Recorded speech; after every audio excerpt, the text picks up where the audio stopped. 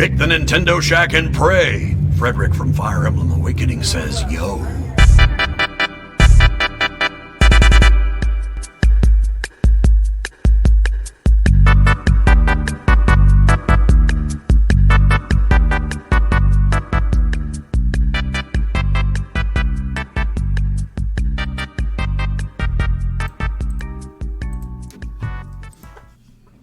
Greetings, Koopalings, and welcome back to the Nintendo Shack podcast. My name is Donnie Reese, and finally, Caro has come back to the Nintendo Shack. What up? Hey, I've missed you. Oh, thanks. I enjoy talking to Kevin and all that, but it's not the same. Yeah, it's kind of been weird just being like out of a routine, so... You do something for the other guy's gone.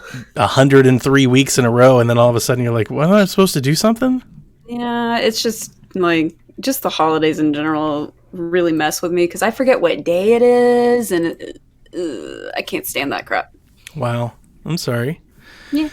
We are potentially having some technical issues. I have a brand new computer that I've tried to set up as best I could and try to transfer everything over, but even then, I'm still finding out new things every time we turn something on or click a button. But welcome this week to Nintendo Shack 115, titled Poke Direct. We had a Pokemon Direct today. Oh, did we? It's crazy. So I don't know what you've been doing, but what I plan to do is let's just break down the Direct first. Sure. Because I've been playing all kinds of everything, and before I get into any of it, I'd rather just get to the news because we may have to push stuff off till next week. Totes understand. Okay. Since... Number one, you said, why don't you take this because you haven't had time to look at anything. So, yeah, let me... I wrote all the notes for everybody that doesn't know, but I was putting out fires at work this morning when the Pokemon Direct was going on, so I didn't even get to see it until this afternoon. I had to go to the doctor's office because apparently I probably have sleep apnea, and they're deciding whether or not they want to take out my tonsils or, like, cut my uvula or, like, all these things. So I don't need all that. Here's the funny thing, though. Funny Pokemon thing. I was sitting, if you're watching our YouTube video, I was sitting in front of the doctor like this, watching the Pokemon Direct like this. And like I was moving the phone around her. At one point I had Melissa hold the phone, and Melissa was like, this is ridiculous. You just watch this later. And I was like, it's important. It's for the site. Don't worry about it. Like, let the doctor do what they got to do. They can work around this. This is not the worst thing a doctor's had to work around. So I tried to get as much as I could. I think I got most of it, but I'll go ahead and say this now. My awareness kind of cut off like in the middle of like the expansion talk, like kind of before home. I don't know nothing about home. So I'm coming to this show. I haven't been able to rewatch it. I haven't been able to study it. They're fixing the roof. I'm doing things on the cars. It's been a hectic day. I'm doing the computer, brand new computer, moving all the files, doing all the things, downloading all the programs. It'd be like that. And yeah, I'm a little hectic, a little chaotic, a little manic. I've been a little manic like since you've been gone. Since you've been gone. I got all kinds of stuff. Like I can't wait to tell you. So I'm buying stuff left and right. You and me both. We'll get into that in a bit. All right, Pokemon Direct.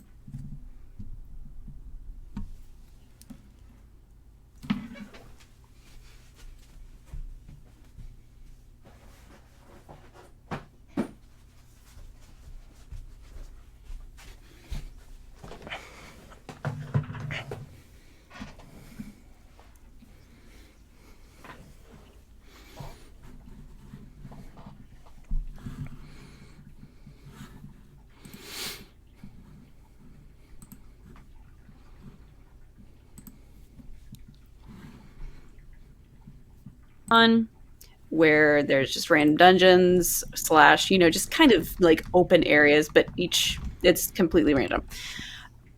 Red Rescue Team was released in 2006 for the Game Boy Advance, and at the same time, because the DS was already out, they put Blue Rescue Team, which was its counterpart, on the DS. So it's kind of weird, but they're combining both of the games into one game that's coming to the Switch March 6th. Demo is available as of today. I've played it. Yeah, I downloaded it, but I haven't played it yet. If you play the demo, it has transferable save data into the final game. How do you like that? Like, I think everybody really likes that. I love that mechanic. That's why I got on the Dragon Quest demo to begin with. Here's the thing, and that's the reason I bring it up. I'm not going to go too crazy with this. I've been playing Dragon Quest, and I actually been playing it. Yeah. I restarted it. And I feel like there's a part of me when I was playing the Pokemon Mystery Dungeon today where I was like, I'm just going to play this again. I'm just going to redo it because I don't want to play the intro of the game and then 4 months later try to pick back up where I left off. Like, I just want to keep playing. And like with Dragon Quest, I think that might have been small part of why I didn't want to play it again is because I played it for about 2 hours and hadn't played it in months. And all of a sudden, now I'm supposed to take on this 60-hour campaign. On the other hand, I played Dragon Quest probably the week before it was released. So I would have run into the release anyway, and it would have just been like picking it up. So it depends on when you pick it up. I'm not saying it's a bad thing. I get that it's a good thing. It lets people try the game. With Dragon Quest, I became acutely aware of, I'm just thinking to myself, I don't know if I want to do this anymore. Or if I do it, wait until closer to the game. Yeah. It'd be nicer if they released those, maybe within the week before. Yeah. That's a good compromise. Yeah. But I played it today. I played it today. I'm going to replay it again. But I played it. I played for about an hour. Okay. So. Alrighty. Well, that was not the only thing on the Direct. Then we got... Before we move on, though, since that wasn't the only thing on the Direct, before we move on, I want to talk about this game. My portable Nintendo history has been well chronicled here at PSVG. So obviously, I can't tell you that I've ever really played these games. I did buy one on 3DS. I bought a DS cart for Jack. Okay. So you played Super Mystery Dungeon then? That sounds right. That sounds really good. Yeah, that's better than anything. I think that's right. I bought him a cart on his 3DS, or on his 2DS. It was a DS cartridge.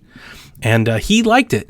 I played it. I looked at it. But like all of these games, as I've said before, like all of these games from that DS and GBA era, when I looked at them in 2013, old game is old. Like, it looks like an old game. Like, that's an old game, Man, those sprites on the GBA are so good to me still. I don't know. I'm watching GDQ right now, and any Game Boy Advance game that pops up, I'm just loving it.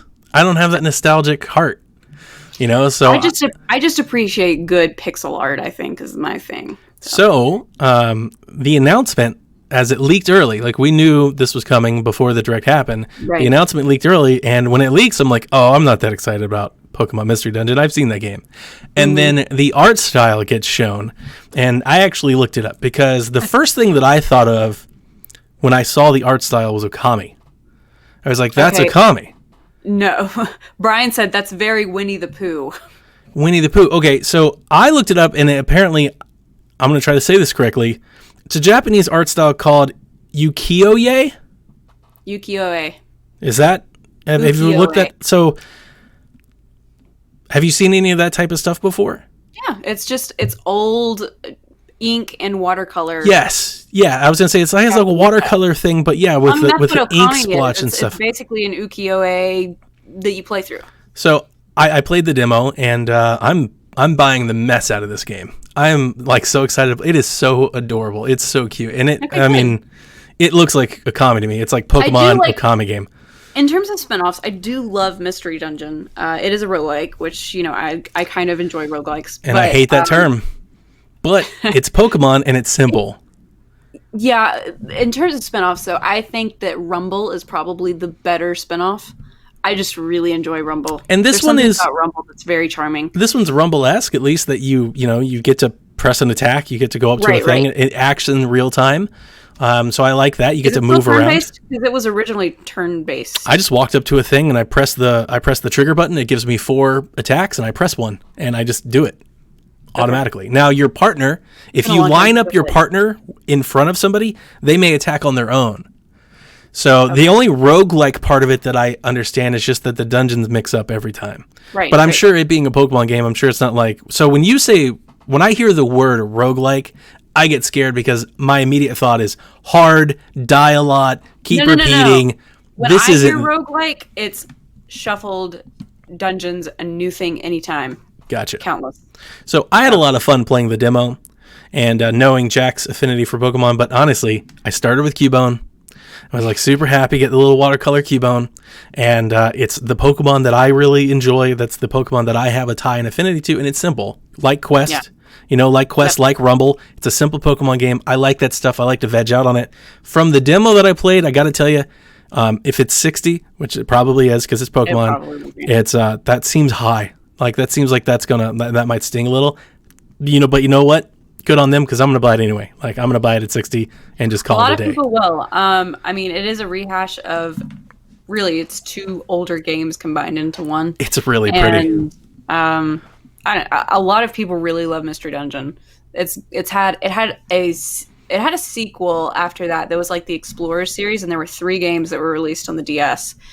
And then they did Super Mystery Dungeon for the 3DS, but they haven't had anything. And I think Super Mystery Dungeon came out pretty early for the 3DS's lifetime, so it's been a minute since we've had a Mystery Dungeon title. I'm excited. I'm excited to jump in like day one, like while the getting is good, while everybody else is playing, instead of, you remember Mystery Dungeon? It was cool back in the day. Like I didn't remember it. The same thing with Link's Awakening, right? I downloaded that on my 3DS and was like, this is too old for me to enjoy. Now they're going to remake it, and now I'm going to play it and hopefully finish it just like Link's Awakening. So cool. All right. Now we get to the second part of the Direct, which was the main part of the Direct. The part of the people care about. Yes. Well, all right. So Sword and Shield's been out for a few months now, and they have decided that they're going to add, I believe this was done from the beginning. That's just me. They're adding an expansion pass. It is going to be $29.99. You either buy it for Sword or you buy it for Shield. I was originally wondering, is it one expansion pass and it applies to both games if you own both games? But no, there's Pokemon Sword expansion pass and Pokemon Shield expansion pass. But both expansions are the same. Yes, but if you want both of them, you're paying $60 to get both of them. It's $30 for each. Wait a minute. If you want both of them on 2 different versions, it's $60. If you own Pokemon Shield and you pay $30, you get both expansions. You get the Crown Tundra and the Isle of Armor. Okay, so that's what I'm talking about. So there are 2 expansions within the expansion pass, but there is a Pokemon Sword expansion pass. Yes. $30. Yes. A Pokemon Shield expansion pass, $30. But they're largely the same thing. Yeah. Okay. I just want to be clear. I don't want anybody thinking that they got to pay twice. If you own one copy of the game, like most people, and you're buying the expansion pass, you pay for it one time. If you own multiple copies of Pokemon, if you own Sword and Shield, you have to buy an expansion pass for both. You can't link one expansion pass to 2 copies of the game. And that's what I was hoping was, it was just a I'm sure you were. Yeah. Anyway, this is a continuation of the game's story, and they mentioned that this is going to be a replacement to their 3rd installment titles. So, Crystal for Gold and Silver, Platinum for Diamond and Pearl. We're not going to be having those. The re-release. The Well, Ultra yeah, Sun and the kind of Ultra Moon. We're not going to get it's the same game, but a little bit differently that you pay full price for. Mm-hmm. This is a good thing. I think that's the way that it should have been going for a long This is what people have said forever. Like, this is them making good decisions. Yep. But I do have issue with the... I do have issue with the fact that the amount of content that was in here seems like it was purposely left out of the main game. That's my gripe. We'll talk about it. 2 parts are in this expansion. So I mentioned that there are 2 different expansions, 1 per each version, but there are 2 parts in each expansion that are in both. They're in both of them. So part 1, the Isle of Armor, is coming June 2020. They've already announced that it's in June. Part 2, which is called the Crown Tundra, is coming this fall. They're both working on them, or they're working on both of them still. So they're currently in development. A lot of the stuff that we saw was pretty much just prototypes and concept art and stuff like that. Yep. So we'll touch on Isle of Armor first, which is a new area that Brian literally said it's the Scotland to the England that Galar already was. It's pretty much north of everything, and it's Scotland. New environments in this area are focused on nature, so they have a lot of nice greenery. There's like a little island area. Really pretty concept art. I kind of wish that they had full fleshed out models and areas. My big gripe from the whole the whole sword shield thing is I'm not a fan of them showing not just concept art, because I think that can be cool as like an accent piece. Like, here's what we were thinking, and here's where this is what it ended up being in reality. Sure. But there was no reality in this part. And not that I'm opposed to seeing concept art, because sometimes it can be good, especially early in development when they're trying to like win you over with a game. Like, here's what a drawing might look like. That's okay. Right. They showed us like 10 minutes of concept. It was way too much concept art. It's like didn't end. It was like, is this the same thing? I was thinking, and remember, I'm watching it over the shoulder of a doctor, but I was like, is it like on loop? Are they showing the same thing over and over again? The way that they did it is they showed all the concept art together in one trailer, and then they touched on each piece using that concept art when they were talking about it, breaking it down. So that's why you thought it was on loop. It did seem kind of repetitive. I would rather they just talk about the concept art as opposed to making a trailer about concept art. It was kind of redundant. It was a little weird. So in this Isle of Armor, it's kind of very dojo fighting style. Yes. Say it. Your thing. I'm Say not it. a big fan of it. What? Say the name. What? Kung Fu! I have not seen a brand new Pokemon that's got me more excited than when they showed Kung Fu. I was like, yes! Kung Fu! Right. So, I was going to say at first that you are in the dojo and you are learning from the dojo master. His name is Mustard. I can't stand mustard as a general rule, by the way. I don't like mustard either. Ugh. It's a fine name, though. He is a former champion, and he's also the trainer of Leon. So, now let's touch on Kung Fu. Kung Fu is the new legendary. It's a legendary. It's a little baby at first. Joins you while you're in the dojo on the Isle of Armor. It evolves into Urshifu, which equally dope. It's pretty cool. It has one of two fighting forms. So there's single strike style, which is a fighting dark type, and then there's rapid strike style, which is a fighting water type. Yes. It evolves based on, quote, choices that you make in your adventure. I love it. Which is pretty interesting. I'm going to be interested to see how people determine, like, what leads to what.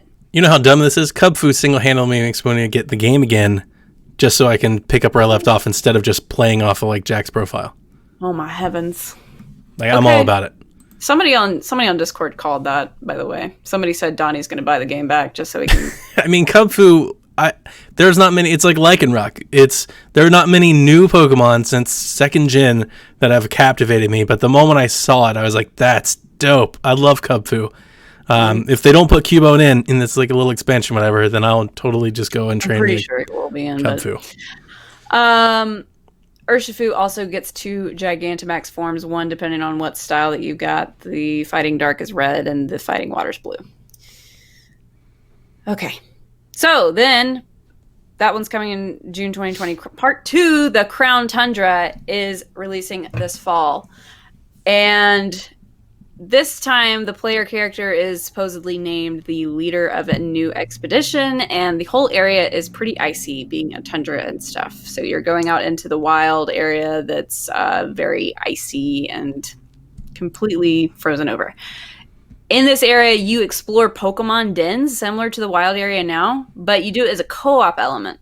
So there's co-op in exploring these dens and fighting, pretty much. This whole thing seems like it's co-op. And you get to catch new Pokemon that have not been released into the main game yet. Evolution of the wild area.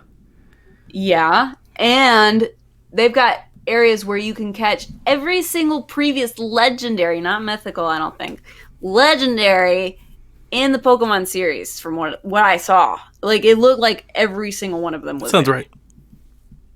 right.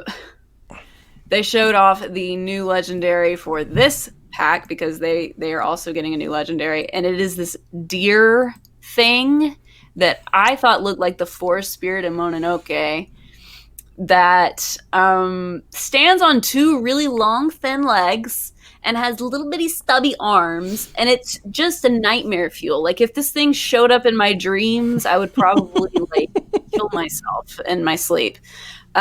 Its name is Calyrex, Calyrex. It is a psychic grass type, so it's kind of like, it's called the king Pokemon, I think I saw. So it's kind of like the ruler of all the land, which is where I got that forest spirit from Mononoke from. If you look it up, you'll know exactly what I'm talking about, and it looks just like it. Creepy, right? All right, so there is a free update available today for Sword and Shield where you can visit a train station and encounter either the Sword or Shield's version of the new rival that's going to be in the first expansion, the Isle of Armor. If you are in Sword, it's going to be a poison type girl named Clara. And if you're in Shield, it's a psychic type guy named, I lost it, Avery. Yeah, Avery. If you purchase the expansion pass, you will get really cute Pikachu and Eevee uniforms that you can wear during your gym battles. Yep. Through a download code that goes through the mystery gift thing. They look super cute. They announced a Galarian Slowpoke. Like, you can catch this thing through the free update now, just sort of as like a teaser. It's like, hey, look what's coming. It's cute. If you get an armor or an Isle of Armor item, it will evolve into a Galarian Slowbro. And if you get a Crown Tundra item, it'll evolve into a Galarian Slowking. So you've got 2 different evolutions that are Galarian exclusive to look forward to. I really like Slowbro because when I first started trading Pokemon cards, and I got into like that first initial set, so what is it? We're talking like 96, 97 maybe? Yeah, that's about the time that it came over. There started rumors in the cafeteria that Slowpoke evolved into like some awesome evolution. It's like, man, there's just this thing. It's called Slowbro. And I was like, bullshit. There's no Slowbro. That's dumb. That's the dumbest thing. And it totally was. And they came out like the Fossil series. I was like, I've got to get a Slowbro. And then you get the card and it's like, it's not that good of a card. But I have fond nostalgic memories just for that Pokemon. See, you wonder, you're like, why is Donnie stuck in the 90s? That's my Pokemon. Like, all the Pokemon I have affinity for is just me at the cafeteria table trading cards with friends, making decks and stuff. That is my Pokemon home. They banned Pokemon cards at my school. Oh yeah, they tried to do that for us too, but you know, it was like mafia over there. We were doing stuff under secret handshakes. From you, I'm sure. So yeah, like I mentioned, they've got brand new Pokemon that you can't catch in the main area of the game. There are 200 plus old Pokemon returning. Here's the damage control, right? Because people were going to lose their minds regardless, because they're like, oh my god, you didn't include these guys in the main game, keep this for the national decks and lock it behind $30. The damage control is that you don't have to buy it. If you got a friend that's got it, they can send them to you and stuff. You can switch back and forth. Make friends with Kyle the Pug. He'll have 9 of everything. He'll start sending things to everybody. Kyle is flowing in Pokemon. So I just to say, #Donnie was wrong. I mean, I really thought that they were going to stick to this, and every game would have its own exclusive set of Pokemon, and I thought that this was the Band-Aid they could rip off, and now they're starting to walk it back, which means if the next game doesn't have it, everybody's going to be up in arms again, What I want to know is, they said 200 plus. I want to know, since there's already 500 in the main game, if you add 200 to each expansion, I read that it was 200 in like total. Well, that's what I thought. But what if you do 200 to the Sword expansion pass and 200 to the Shield expansion pass, and therefore you have every Pokemon that's ever been. I think you're being too optimistic. I think so too. Yeah, that's too much optimism. Then people would be trading back and forth like true. Crazy. That's true. That's true. Other than that, they showed new Giganta Max Forms, including ones for the starters of this generation's. Jack lost his mind when I showed him that Charizard. And no, wait, and those are for this starter, right? Which I believe that those. Oh, I'm sorry. Yeah, that's right. You're talking about Cinderace and like the starters. Yeah. I got you. My bad. That should have been put in the main game to begin with. That's true. We talked about that. Like, you can't make a Pokemon game without the old starters. Like, if you want to say not all the Pokemon are in, that's fine. Like, I'm okay with that. We've talked about that ad nauseum. But to have a Pokemon game without Charizard, Bulbasaur, and Squirtle in it, it's like that's hypocrisy. You can't be doing that. That really hurts people. Well, yeah, no, they're adding them in, and they're getting their own Gigantamax forms. But what I'm saying is the main starters, the Bunny or Score Bunny, like the all bunny. Of those three, they should have had Gigantamax forms to begin with. That's a good point. It's just kind of a no-brainer, especially if you're having them only cap out at one type and they don't have a secondary type. That just drives me crazy.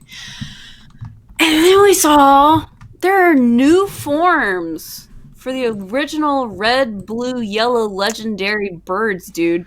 All right. And then Kyle asks us, based on, from this, between the new Articuno, Zapdos, and Moltres, what was your favorite redesign in the Direct? Okay, here's the thing. I think every one of them probably improves. Maybe not Zapdos. I might prefer the Zapdos old design to the new one, but even then, like the new one I'm okay with, especially if it changed movesets a little, because the new one kind of looks like a badass. So I was thinking like if he had like some fighting moves or some ground moves, like that'd be kind of cool. Here's the thing. The old Moltres, not great. Like I've never liked that design. I've never thought it was good. I think it's the weakest of the three, for the sure. new Moltres improves the most. Like the new Moltres could just be the new Moltres forever, and that would be great. But that said, I still don't know if I still think I might like Articuno more, just because I think Articuno's design is the best.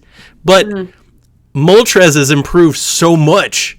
Yeah. That I kind of want to lean that way, but the new Articuno just looks awesome. I was like, that just looks like a great Pokemon. So new Moltres looks dope, but the Zapdos is my favorite. It's pretty cool. I thought that the Zapdos it's almost like Dodrio-esque. It's like it's kind of has like a look to it. It's kind of I'm not a big orange fan, and I'm like Zapdos is probably my favorite of the original three, so I may be a little bit biased, but man, it looks dope. It looks super dope. It's like it's a little like I don't know, like a little just like crunchy. He's just like he's got a little oomph to him. He's a little offbeat. I like it. It's pretty cool. He's got a little personality to that look. Whereas, like the old original birds, like the original three, Zapdos, I think was by far the best looking one of them.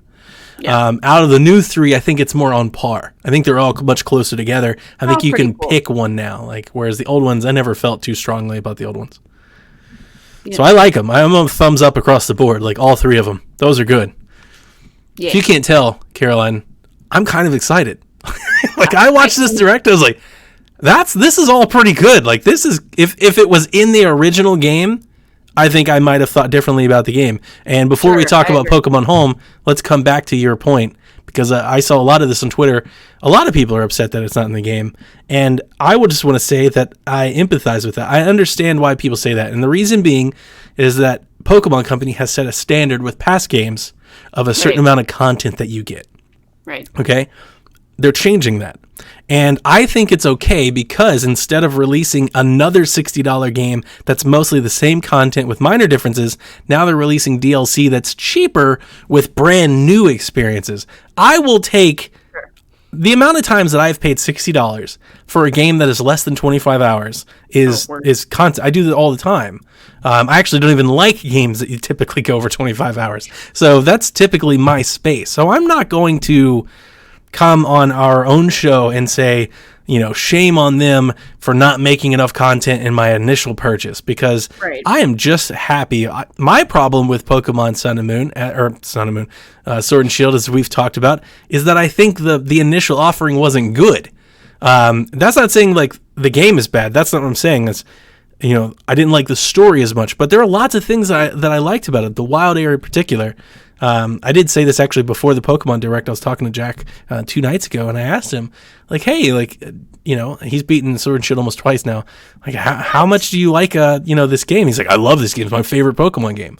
And I was like, really? Why? He's like, oh, I love the freedom of movement. Now I can control the camera. It's like open world, and I got this wild area. And there's a lot of things that it's easy to overlook how much they change what Pokemon used to be. Mm-hmm. So yeah, the story isn't as long as it used to be, but now you've got all this multiplayer and stuff that you've never had before. The end game is just yes. So you've still got all of that. That's great content. My only real mark against Pokemon Sword and Shield is the fact that the story, in my opinion, is awful. Like it's really bad. If it was just decent, if it was good, if it was a 7.5 in story, I'd be so much happier about the game. But I am in the 3% of Pokemon players that play the game for the story. So take my opinion for what it's worth. But seeing that for $30, I'm going to get basically what they're doing is they're making Pokemon the service game. That's basically what they're doing. It's Pokemon as a service. It's a live service game. So for $30, all right. Yeah, sorry, go ahead. For $30, I'm going to get 2 brand new expansions, 2 all new characters, new rivals, new Pokemon, my favorite Pokemon, all new things to do. How is this any different than what other games do? How is this any different than any of these other games that get live updates and all these expansions and anything else? People don't like change. I think that's what it comes down to. People don't like change. Well, and I think with video games, nobody really likes anything. Like everybody kind of hates everything all the time. Kevin is point K right there. Bless your heart. I love you, Kevin. All right. So the last little bit that they touched on was Pokemon Home. We finally are getting Pokemon Home coming February 2020.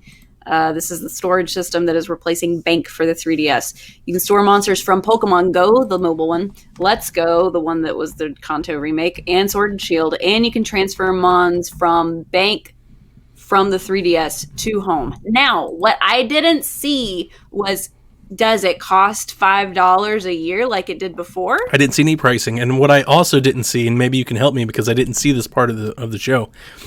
What does Pokemon do? What does Pokemon Home do on its own? So, like when you're just sitting there on your phone and you open it up, can you play with your Pokemon? Can you level them up? Is there some? Can you do something in the app? Oh, I don't think so. Like when they originally pushed Pokemon Home, I had this envision that it's going to be kind of like it's going to be an app and a service, like you said, first and foremost. But I had this thing that it looked like. I thought my impression was they might have like some sort of game light mechanic. Some sort of other thing to keep you entertained. Yeah, I was thinking that there was going to be something else to that. Yeah, I missed that, or I didn't see this part of the direct at all. Like I saw it on Twitter. I haven't. They very briefly touched on it. Okay, because my impression was like they just put something up and that was it. Like we didn't get details. They didn't show it to us, right?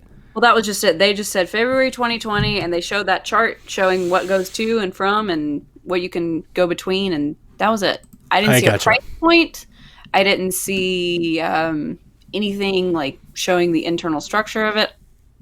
As far as I'm concerned, it's just a storage system for me. Like that's why I have Bank, because I have all of my Mon from 1 through whatever it was. I haven't paid for Bank in like a year. It's been a long time. Well, I mean, like as long as you log on there, right? They're still there. Yeah. Yeah. You just can't access them. I'll definitely get in there and get all caught up to speed and everything. But ultimately, over the direct, I'm not sure. Like I said, I've had a really busy day. I have not been really plugged in, so I don't know how the internet is falling on this. But I got to admit, I won't say like it hit it out of the park for me or anything. I'm not going to go crazy with praise, but I really liked it. I'm definitely getting Mystery Dungeon. I'm probably going to get Sword and Shield. There's still a part of me, because it's all conceptual. There's a part of me wants to know how much is there. Story content, rivals, gyms, like that's what I really want to know. Like how much is there? If there's enough, I'm definitely playing. If there's not, if like it's super light, maybe I'll just get like Cub through Kyle. But like that'll be where I fall in it. I'm 100% getting this for Jack. Without a doubt, he's going to play all of this. So yeah, I mean, I thought it was good. Good 20 minutes. Got 2 purchases. Fantastic. I'll probably buy the expansion pass just so I can make sure that I get all of my Mon, because I do collect every single one of them, but it doesn't spark anything in me to actually like continue playing that game. Is that sad? I haven't even caught, like when I get home, I think I may be a little bit more incentivized to be like, I got to fill the holes in my boxes. But other than that, there's a part of me that would. Nothing's exciting. I think it's the fact that it was all concept and nothing was fleshed out. We didn't see any models. We didn't see any actual world. Yeah, that's true. But the concept looked good. It did. I mean, you don't have to buy today, right? Like your purchase isn't hinged on today. Now you may want to get that T-shirt, but chill out. Like don't do that. Like chill out. Wait. I do think, I was wondering, that was one thing I said in the Discord. Do you feel like it might be too long? Like it's a really long lead up. It's like, hey, we've got all this new stuff coming 5 months from now. It's like, kind of burn this a little early. Because Fire Emblem Three Houses has still got their main thing coming in April. That's true. I forgot about that. That's almost been 9 months. And Xenoblade went almost a full year until Torna came out. But Torna was like almost like a new game plus, like a kind of whole new thing. Torna was part of the DLC. Torna was good. Torna was so good. That's the best value I've ever How crazy that we're getting a Pokemon game in like, what, 90 days? Less? Yeah, a spinoff, yes. I didn't expect that. Like, before we walked when the news broke we're getting Pokemon Mystery Dungeon, I was like, oh, okay, that's the Pokemon game for November. And they're like, it'll be out in March. I was like, oh, snap. That's like super fast. Oh no, I fully expect this year is a Sinnoh remake. I think, I do think the Sinnoh remakes are a thing. I just think that they're not announcing that until around E3. I disagree with you. You know why? Because I saw somebody tweet this today, and I was like, yep, that makes sense. Somebody was like, so they're totally going to release like the Pokemon Sword Shield Ultimate Edition that has all the DLC and everything in it for $60 this November. And I was like, yeah, that's probably right. That makes all the sense in the world. There would be such an uprising. I'm just saying, don't. People would be so mad. But they do this in other games all the time. They release a game with DLC all year long, and then they release the definitive edition. And they'll still get their third release, but it won't be a third game. It'll be the same game you've already bought. If it's not Johto Let's Go, it's Sinnoh remakes. But you think they're coming this year? Yes, it's an off year. You get me excited about that because, like, I kind of am excited. I want to play those games again. Because we didn't... Omega Ruby Alpha Sapphire was 2015 or 2016. Yeah. It's been a long time. It's been a minute. Yeah. I know everybody keeps looking for the Let's Go, but maybe they're all working on this, but I don't know. I mean, who knows? I don't know. They're a big developer, so... It's either a Sinnoh remake or a Johto Let's Go, but I would probably put money on the Sinnoh remake. I had more fun, as I've said, I had more fun playing Let's Go than I did Sword Shield, but that's just because I think the story was better. So I would open to another remake because those stories are great. I'm jaw dropped every single time I go to something that I saw in colorless pixel form to fully rendered 3D with color. Right? Every time. So good. Mm-hmm. Cool. Okay, well, that was our Pokemon Direct wrap-up. We've got some news to get through. I'm going to check my time here. 37 minutes. Okay. We may not get to what we're playing this week. This comes to us by Polygon, who quotes and cites Digitimes, who has a shaky track record with history and stuff like this. They say a new Nintendo Switch will enter mass production in Q1 2020, and this is widely speculated to be the Nintendo Switch Pro. Now, this comes off the heels of Dr. Serkan Toto, CEO of game industry consultancy Kanten Games, who told GamesIndustry.biz that it was 100% absolutely Switch Pro was coming this year. You may have already heard Kevin and Lucas talk about this on PSVG Prime this past week. So this is very... I want to say exciting. I'm very excited about it. I obviously know Kevin and Lucas didn't share my excitement, but this would be interesting because we've had the Switch Revision, the Switch Lite, which is at the perfect price point. We know new consoles are coming, right? So they have new competition. So is now the right time to launch a Switch Pro? I want to say... I mean, I always want to say that I always believe the rumors, and I think that always makes me feel less credible because I really get hook, line, and sinker with this. But there seems to be details with this rumor in terms of the construction, the materials, that it's in the pipeline, that's in supply chain. Those are details that you normally don't hear about unless it's real. Like those are typically not Somebody's rumors. Working on it physically. Yeah. So I want to believe it. I'm really, really excited for it. I've said that on this podcast for a year plus now. I want more power with my Switch. I will gladly trade up and buy new ones and be happy to do so. I've talked about it last week, how much I love my Switch Lite on the go. It's fantastic. Form factor, everything feels great.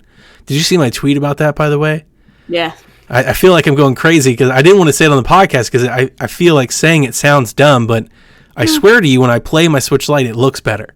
Like the games look better on the Switch Lite. Well, we had somebody reply to me. Display though, I feel like it's a different display. Somebody replied to me that it's the pixel density is just higher. Like the DPI is much higher, and he gave me all the numbers, and I don't remember them because I don't really care. But I mean, it's crazy because I played Dragon Quest. As close as you are to that screen, it would make sense. I played Dragon Quest on the OG, and remember I came on and I played the demo, and I was like, it's okay, it's stylish, but it's kind of blurry, it's kind of edgy. Right. I play on the light, and there's moments where I'm playing this game, and this game's beautiful, but it's just like a whole new level of sharpness just by shrinking the image a little. Yeah. I mean, it is weird because when we got the new 3DS, there was a sharper image when you expanded it. Yep. It's kind of weird. So, if we get a Switch Pro... it's a pixel thing. I think you're right. if we get a Switch Pro, there's what we talked a lot about in the Discord, so I just want to recap it a little bit. If we get a Switch Pro, one of the concerns that Kevin brought up, and I think this is a concern shared widely amongst customers, is they feel like they'll be left behind, that they'll be cut out. I by no means think that Nintendo is about to split the user base. That's just not what they do. I don't think they've ever really done it. Does that not mean that a Switch Pro might have unexclusive game that the others don't? Like, I wouldn't go that far because they did it before. They've done it before. It's happened. I don't think it's been successful. So I don't know if they do it again. There's no proof that that's a good idea. But at the same time, I think there's a lot that you can do to the Switch to make it better. First and foremost, you can make the memory bus faster. That's the thing that you hear from developers. That's why we have long load times, stuttering. That's why game assets that don't stream in quick enough pop up. Yep. All of that happens from that. That's what it is. It's trying to get assets from memory, but the Switch is just too slow. You can speed that up without leaving everybody else behind. So the Switch Pro owners like me that don't mind spending a few extra $100 can not have that in play in the best, and those that don't or can't or don't want to can still play the same game. Just got to wait a little bit more. Play it in like a, if you want to call it a lesser condition, but like a normal condition. DSL versus fiber. Exactly.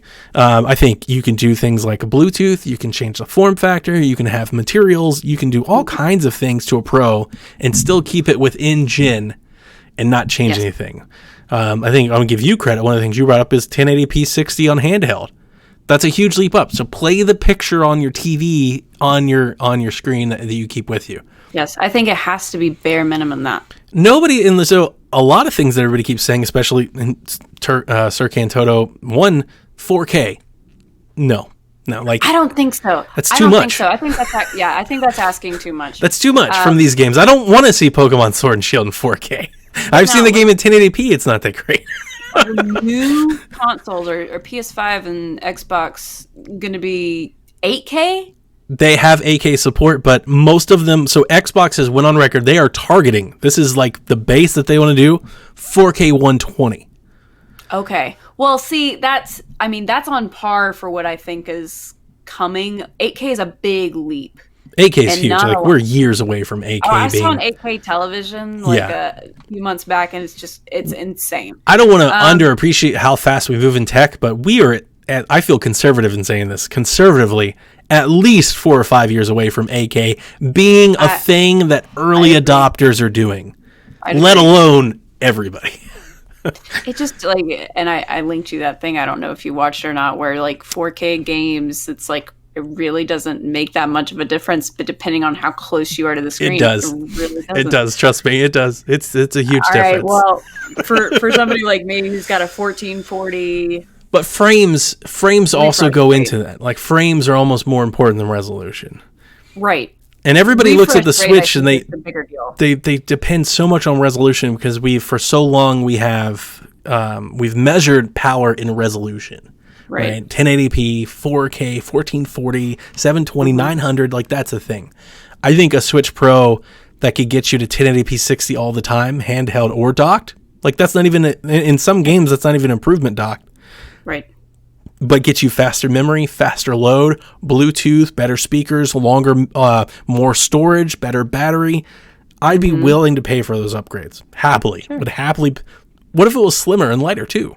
Bigger screen, easier to hold.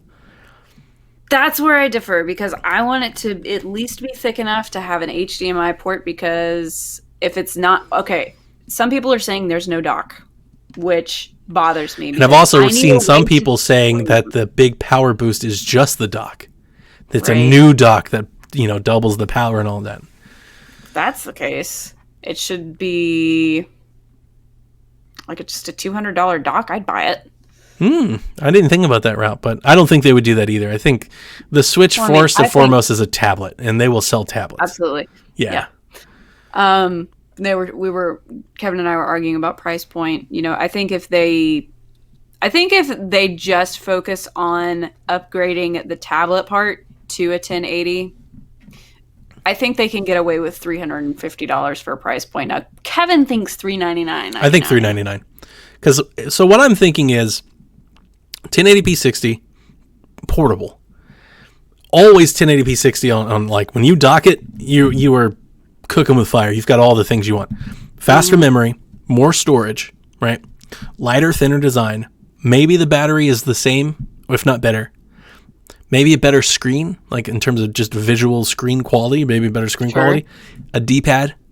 Maybe it comes with a Joy-Con with a D-pad put on it. Nice. Yeah, you know, like things like that. Like there are all these kinds of quality of life and Bluetooth. You plug in your Bluetooth headphones, like it's built into it. You sync to it directly. There are all these quality of life things that I'm seeing that they can do without really changing a whole lot, without taking another generational leap.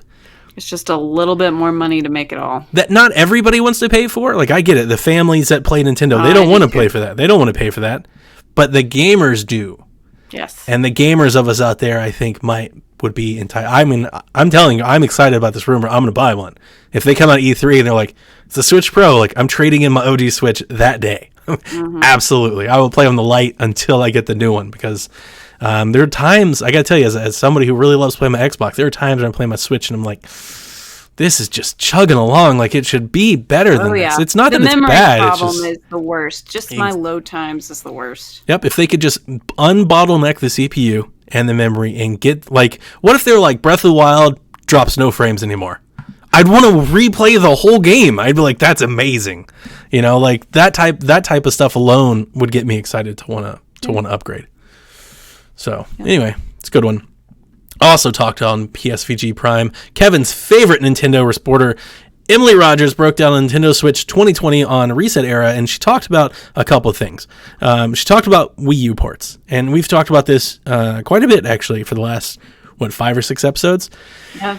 But she also talked about one interesting point that I think is maybe almost not of... So a lot of podcasts are going, what Wii U ports do you want on the Switch? And we're going to do the same thing, and they're probably the answers we've already told you before. But I think a lot of people aren't focusing on the point that she was actually making in this thing. Was she said that she's afraid, or at least a little lackluster in the sense that she thinks 2020 lineup will be propped up too much on ports and remasters instead of new games, and it looks like her prediction is bearing fruit, considering that we have Xenoblade Chronicles Definitive Edition and Pokemon Mystery Dungeon already in the works, and we're supposed to be getting 2 or 3 Wii U ports coming as well. Yeah. So look, it might be a port-heavy year. Yeah, it could be. Wii U port-wise, I think 3D World is definitely one of them. I can't see it not being. There's your Mario game for the year. I really want a new Mario game. I agree, but a lot of people don't understand the wonder that is 3D World. No, I'm with you there. I'm with you there. So here's all right.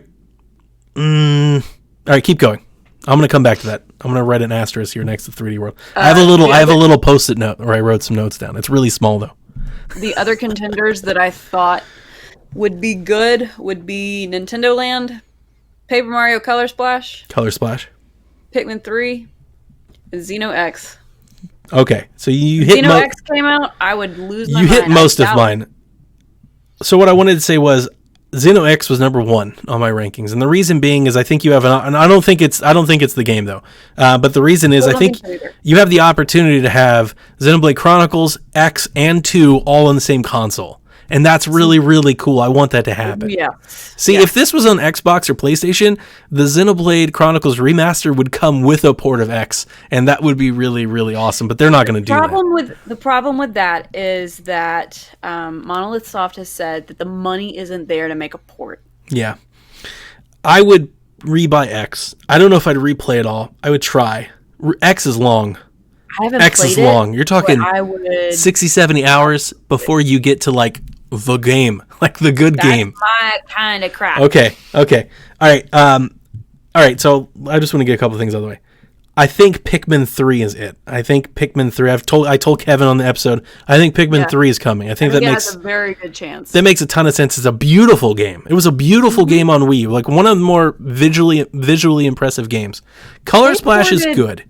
They ported one of the Pikmins to Wii, if I remember correctly. One of the GameCube Pikmins. Yeah, they did, and they let you do Wii controls. The Wii control, yeah. So on Wii U, you can play all the Pikmins. 1, 2, 3, and 3. You can play them all.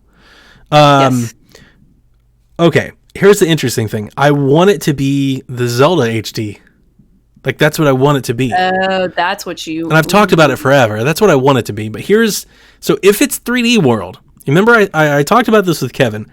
I was hoping that we would get Wind Waker or Twilight Princess and a new Mario game. If that's not the case, so if you're telling me it's 3D World, because I don't think we're going to get 3D World and Odyssey 2 in the same year. I don't think that's happening. Mm-hmm. Do you? Do you think that's possible? No. We have two Mario games like that? I don't think we get a new Mario title this year, even though I would want one. But just think of it like, if it was possible, do you think they would release a port of 3D World and Odyssey 2 in the same calendar year? Nope. Neither do I. So if you're telling me it's 3D World, then I'm telling you it's Skyward Sword. Because even though it's a game, it's not I know that. I know that. But even though it's a Wii game, an HD remaster would be a new game. So even it's a port, it's still new. Whereas Twilight Princess or Wind Waker is not new. Those are just ports of old games. Right. A Skyward Sword is not a port of an old game. A Skyward Sword HD remaster is a brand new game. Right. See what I'm trying to say? I thought we were saying at least No, I know. More I know. ports. I know what the question was. I'm trying to armchair quarterback this. If Skyward Sword HD doesn't hit this year, and if it's not announced this year, I'm gonna be really upset. I'm trying to take her lead here. If she says it's going to be a year full of ports, well, if 3D World is the port, and you and I both agree that the game is great and it deserves to be ported, then they can't also, in my opinion, they can't also do HD, Wind Waker, and Twilight Princess. Like, that's too many ports.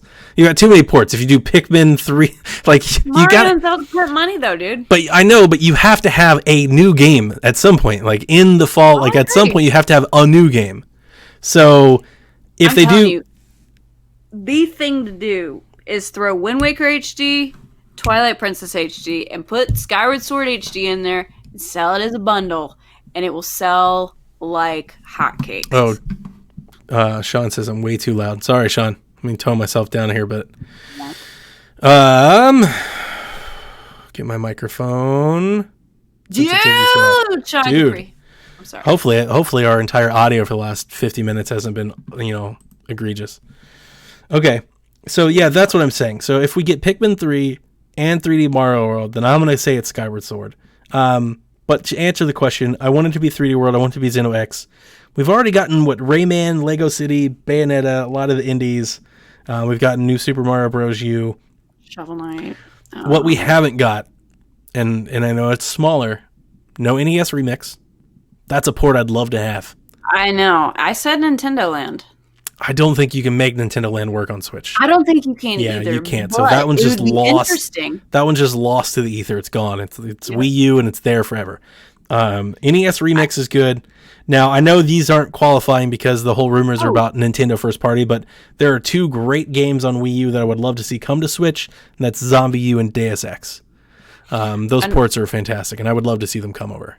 Another one that I forgot to mention was Kirby and the Rainbow Curse. Ooh, that's a good one.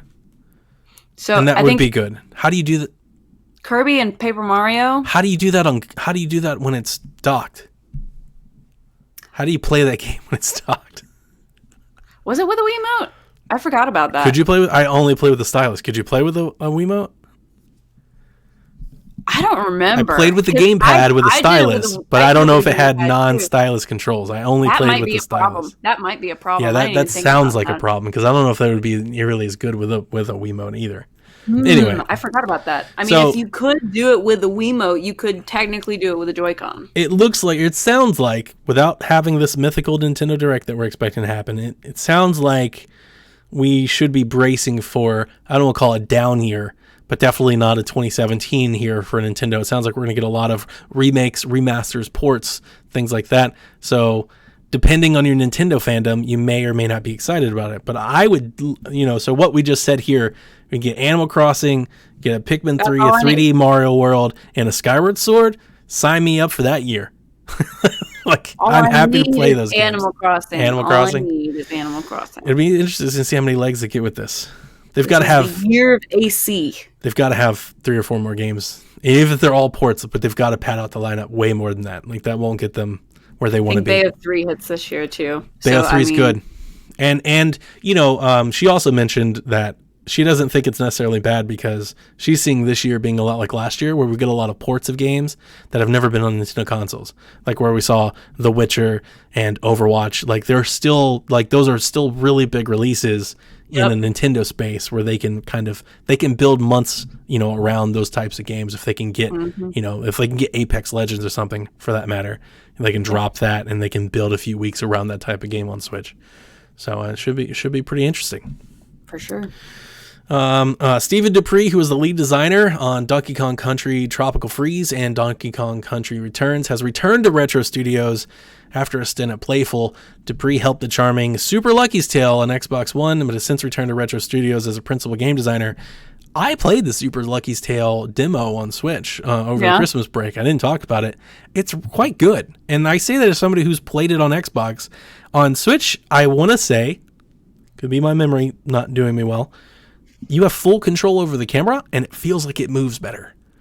Like generally with a good platformer, you do have full control over the camera. So I remember talking on Empire with Nathan. I was like, so I tried to play it and I get into it, and it wasn't that it was bad, but I want to say like this game I think was made for VR at first, and when you played it on Xbox, it felt like that. Like it felt not bad, but floaty, not like definitely not as a Nintendo platform person, not what you're expecting to play.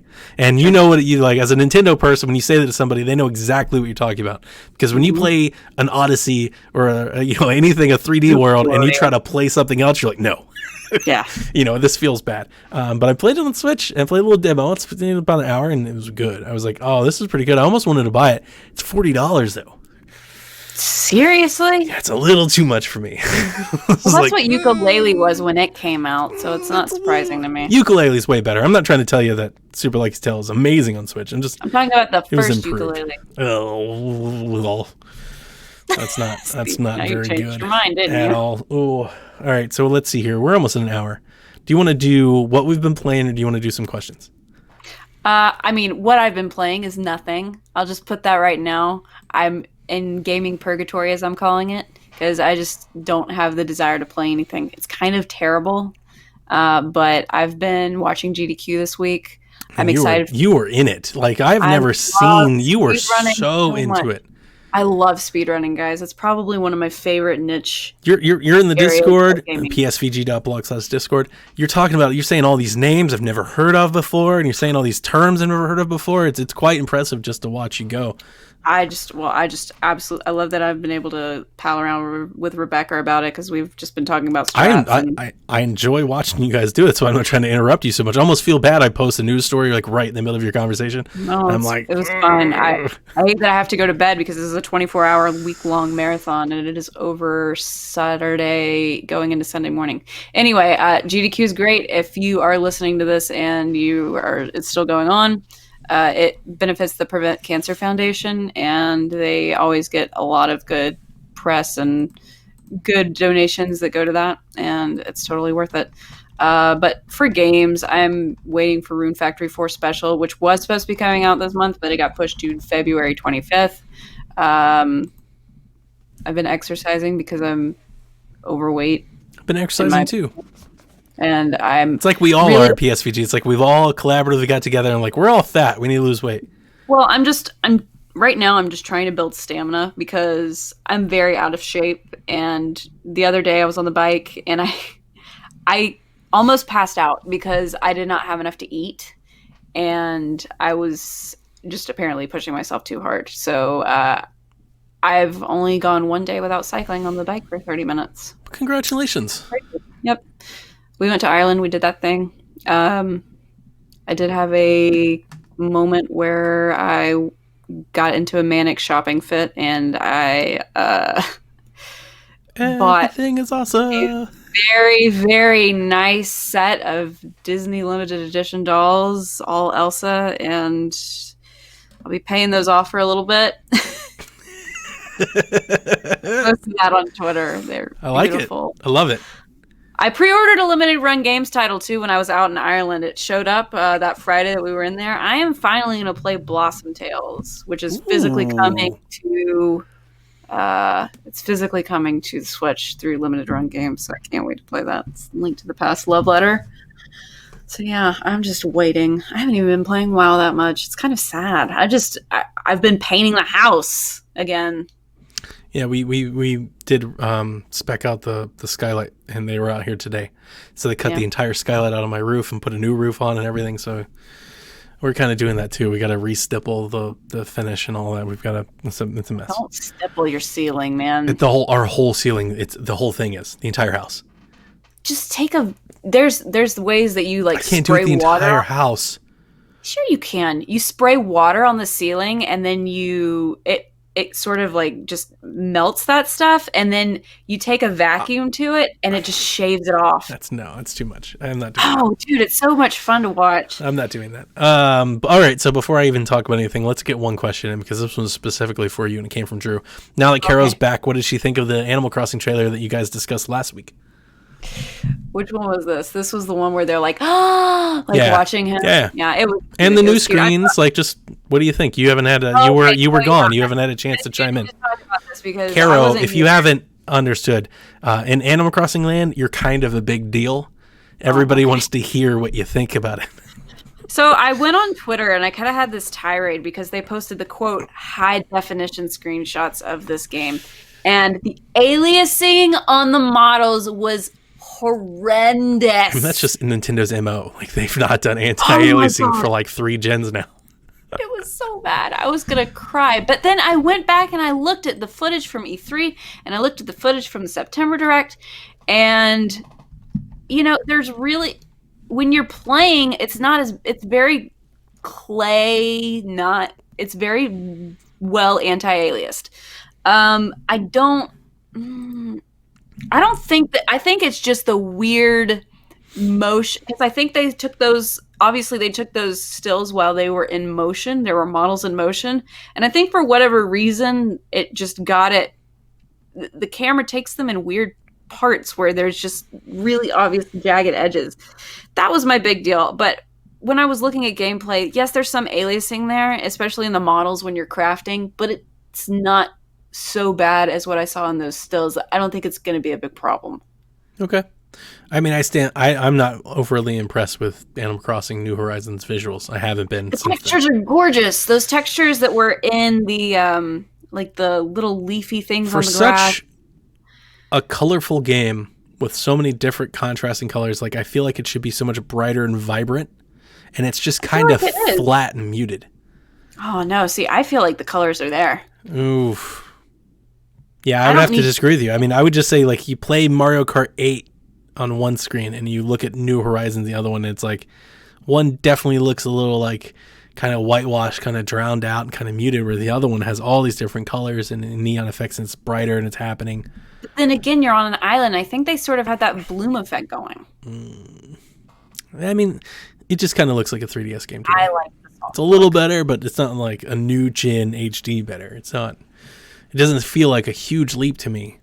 It's kind of the same. Not like, and as I said on the podcast, not that I think it matters, because once it comes out, we're all going to go shake trees anyway, so it doesn't really matter. You're going to learn to love it anyway. Fruits look amazing. Oh my god, the definition on the like apple and the apple definition, bro. Okay, so like I said, I've been buying the things. I've been losing the weight too. So here you go. Got stuffs. I need to get Ring Fit Adventure. So I am building up stamina on the bike right now, but I plan on getting Ring Fit Adventure because I've heard nothing but good things. And if it gives me a goal to do and it makes exercising a little bit more enjoyable, what the hell? I mean, the Google store, if you've never ordered anything off the Google store, it was $30 off. Ring Fit? Yeah, so I got it for like $50, $49.99 is what I paid for it. I didn't know the Google store had that kind of stuff. They seldom do, and they don't do much of it. But because I have like those alerts set up, I got hit with one, so I went ahead and popped on it. So like, I still have a $25 gift certificate from Best Buy for them nixing GCU. I don't want to. I never wanted to like make a huge deal about it, but we have like a fitness channel in the Discord. So if you guys are out there trying to do it, you can join it. Because enough of us were doing New Year's resolutions. Yeah. So join us. I'm down 14 pounds. I've been doing the diet every day. And my goal is between that and the VR and the fitness and some walks I've been doing with my dog and stuff, just to kind of up my activity level. Trying to lose some weight. I did get these NES controllers while they were on sale on the thing. I don't even know why, just because they were like $20. That's why. So they were on sale, and apparently the Famicom ones were too, but I had no way of getting them because I was in Ireland when they went on. So I still am looking for a set of the Famicom ones because I have a Super Famicom controller. Come on, Shaq Faithful out there. Help her. Find those Super Famicom ones. Caroline, while you were gone, and while I didn't talk about it last week, I've been playing Super Mario Odyssey. I went through 3 worlds of it just because I just felt in the mood to play a Mario game after talking about like games of the decade and all that. So I'm trying to give that one like a new retry, a new spin on life. That's good because you did not like that game very much. I much liked it. Everybody says that. I liked the game. I know, but you didn't. You're like, I'm selling it. I don't really care to have it. I never sold it. I bought it digitally. It's it's there. It's never going away. Okay. But I didn't want to. All I've said about that game is it's not my top 5 Mario game. I'm still not sure if I'm willing to come off that yet. I just thought it was good. It's not 3D World was what I told people, and nobody liked hearing that. Right. I've been playing Bulletstorm on Switch, which is a shooter that came from like the 360 generation. It runs and plays quite well. It looks pretty good. It's kind of a terribly written game, which is why I think they added Duke Nukem to it. They have Duke Nukem in it. And what? And so then it becomes, when you add Duke Nukem to it, then instead of it being like a terribly written game, now it becomes like great cheesy B movie like type game. God. So fun fact, I love Duke Nukem. Oh, so he's full on Duke. Like he's absolutely. So here's what I did. I played through the first 5 missions, and I was like, it's fun. I like shooting. You've got this like electric lasso that you can grab people and whip them over to you, and then it like starts a bullet time, so you can like kick them in the face and then shoot them in the head. A million times, and they're dead before you hit the pavement. Exactly. But then I was like, all right, so it's fun to play, but I kind of hate the characters and I hate this dialogue. So I'm going to restart it with the DLC that added Duke. And I played the first 4 missions with Duke, and I was like, this is a better game. Now everything sounds like it fits. Like with Duke Nukem, it makes sense. It seems like the Bulletstorm folks just kind of wanted to make a Duke Nukem game. When you make it ironic, then everything's better. Playing Super Mega Baseball, playing Super Mario Maker 2, playing Golf Peaks. I got that. That's a little indie game. You were interested in that one? Yeah, I remember that one. It's a puzzle game. It gets pretty hard. There are How moments much of actual golf though. None. Like it's all puzzle. So what it is, it's kind of like a card game. So you get a little puzzle, a little square, tiles, and you've got to get the golf ball to the goal, which is the hole. But you only get a select certain amount of shots that you can play in the version of cards. And the whole game is you picking which cards to play in which direction at that moment. And but you can roll off, you can hit it too far, there are bumpers, there are things that you have to navigate in between. It's fun. Is it golf? No. Yeah. But it's fun. It is a lighthearted little thing. And I played Wrecked, and I played a lot of those other cubic games that we got that I can talk about later. I've been playing the mess out of Dragon Quest XI. The absolute mess out of Dragon Quest XI. I'm 20 hours into this game. I will get it eventually. See, you were like, oh, I'll sell you mine. And I was going to. I was so ready to sell it. Here's the thing. So I kept looking at it, and it kept haunting me. I was like, I was excited about it. Everybody talked about how great it was. Kyle got it. He talked all year about how great it was. Callow got it. Talked about how great it was. I was like, man, I really want to play this game. Yeah. And I bought it. I pre-ordered it. GCU. Got my discount. And then it was so daunting that I never wanted to start it because I was playing Pokemon and I was playing all the other things that came out. And I was playing Astral Chain. I was playing Fire Emblem. It's like I have no time to do this. I need to play it before Animal Crossing gets here. Yeah, you do. Fast forward through Christmas and I'm sitting there and I'm like, all right, I'm going to trade this game in. And I even messaged you. I was like, I'm going to trade this game in to get something to play because I got nothing to play. Mm-hmm. And it just dawned on me, like, why don't you just play it then? It's like, just play the damn game. Like, you bought the game. You're excited about the game. Put it in. Yeah. Let's restart it. Screw everything you did in the tutorial. Let's redo it all. So I think I'm through Chapter 7. And the ultimate thing that I want to say about it is, and I don't know if I'm going to finish it. Yeah, I never know with these. I never know with these types of games. They're so long. Wait, dude, you wasted all this time on this game. I didn't wait. I didn't have it, but I'm playing it now. I've played it every day at work. I don't know if I'm gonna finish it. I know. Boy, it's so long. The stupidest, most counter. Ugh. It's so long. Okay, It's sorry. such a long game. Anyway, If I invest that much time into something, I'm going to finish it.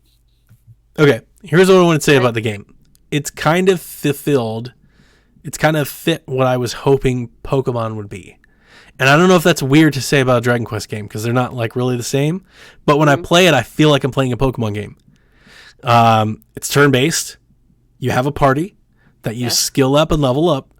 Yep. And even the movements like around the towns are almost like tile-esque. Like the movements, not just tile-esque, they're Pokemon-esque where you can, there's like 2 levels, right? So you can go upstairs and downstairs, but you can't jump over like the rail. Like you try to jump and you just hit air. I mean, it's just invisible walls pretty much. So it feels like that. That's how it is with most RPGs that I do. Yeah, so it's like kind of Sinnoh, kind of Pokemon. Yeah. The story so far, very lighthearted, very funny. Like all Dragon Quest games are. Super, derpy, just kind of, So like I'm enjoying it. I'm not gonna go as far as saying like, oh, I'm so enamored, it's the greatest game ever. I'm not having those types of feelings with it yet. But I'm enjoying playing it, and I'm enjoying going through, and it's got a lot of customization in it that I'm really enjoying, and it's fun. As I said, I got through the desert, and I'm on to the next chapter, and I just know how long it is, and I don't know if I'm going to stick around that long because I don't know how many chapters are in the game, but I think I'm on chapter 7, based on my last save point. I think it's around 10. Oh, so that means I'd be further along than I thought I was. But anyway. I'm already starting to get to the point where I'm like, I could play something else. Like I'm already like, I could play something. And I have been. I'm not going to talk about it on this show and make this show incredibly long, but I got a new PC. Caroline, I got What the Golf. I'm about to start playing that. I got VR. I got all kinds of stuff going on. So it's hard for me to juggle everything, but I'm really digging it. I'm glad I'm glad I started playing it because it's really good. 12 chapters. You're more than halfway through. You might as well finish it. Okay, so I was thinking there was like 25 chapters. So you know what? You might be right. Maybe I will. Right, dude. Maybe I will. Even Xenoblade was 10 chapters. Yeah, but those chapters are like really long. Ring Fit Adventure is so expensive. I'm gonna buy this, but I'm not gonna buy it right now. We got started. I'm gonna do the Resistance Band Heart. I'm gonna do that. And it's gonna be a lot of fun, man. I got all kinds of games. I've just like showered myself in games with all my bonuses and everything that have been going on. So I've been like kind of getting some stuff, getting reset for 2020. Yep. Just excited. So anyway, that'll do it. We're not going to get to the rest of the questions. For these submitted questions, we will get to them next week. I promise you. We've just been kind of coming in hot tonight, and Caroline coming off vacation and everything, plus the direct. Hopefully we'll have another direct next week. Hopefully I'll play something this week. You gotta play something, y'all Caroline. don't kick me off the show because I'm not playing. Like I would ever kick you off the show. I would quit the show before I let you leave the show. That's how that works. Okay. I'd be like, well, that's good to know. I mean, that's what the fans would want. They're like, Donnie, you need to go. Like, Caroline doesn't like you anymore, and you need to bounce. I'll go hang out with the Board of Video Games crew or something. Like, that's so mean to put you on them. What if they don't like you either? Oh, wow. Yikes. Well, I mean, I can't go to Stadia. That's a train wreck. Like, what a mess. Anyway. I told you so on that one. All right, Koopalings, we'll see you next week. Pokemon Direct was awesome. Okay, bye.